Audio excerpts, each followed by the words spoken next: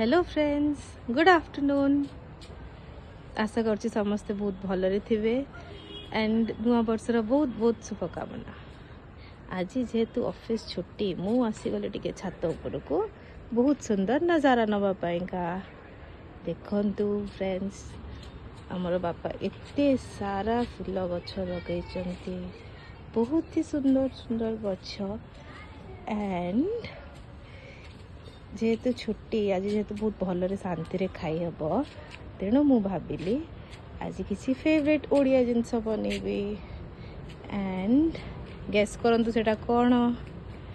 सेटा होची समस्तंकर favourite Poda Podi.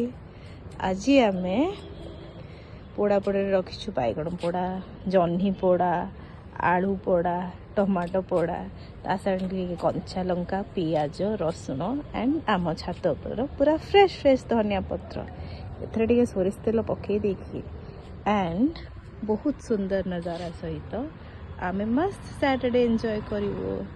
Thank you so much.